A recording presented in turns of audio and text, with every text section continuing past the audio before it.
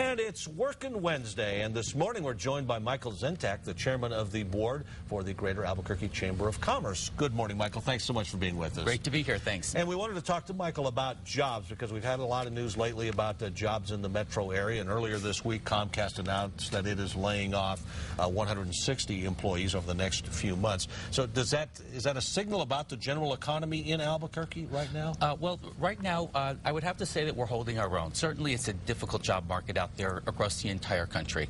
But actually, New Mexico and Albuquerque is faring better than many other parts of the country. There are only 7 other states in the country that have an unemployment rate that is lower than ours, and we're very pleased with that.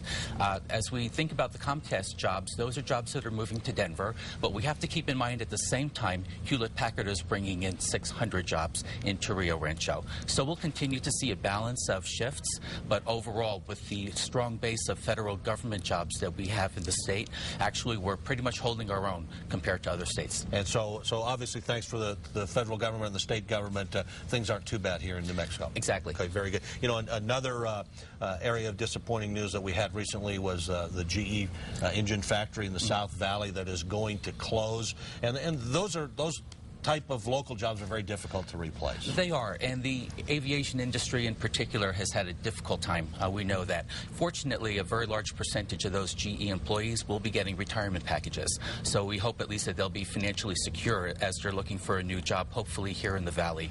But we are seeing some upticks in other areas, particularly in healthcare as well as in government. So we'll always see those shifts, Mike, and it's just a concept of keeping an eye on the future, where the market's going, and all reorienting ourselves to that new economy. And you mentioned to me off air about the hospitality business in the metro area. It seems to be maybe on the rise a little bit. We're seeing some hope there, which is great. We've got a wonderful state with tremendous natural resources. So our job is really to market the beauty that the state has to offer, because there are a lot of good reasons for other folks across the country to come here and visit. And that type of, I guess, vacation industry, or however you want to look at that, does that generally go up and down, or is that something that has been fairly steady in New Mexico and Albuquerque? It's been steady over the years, and of course we have our seasonable fluctuations of skiing in the winter and touring the outdoors in the summer. So we'll continue to make that a point of focus for the state, because I think it's a tremendous asset that we have to market. A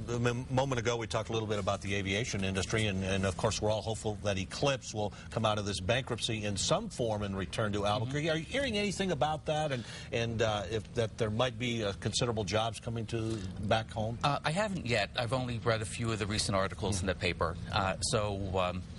Okay, all right. Well, that's fair enough, and we should know more about the Eclipse here in the coming days, and maybe a week or so on what's going to happen with that. Generally, you're optimistic.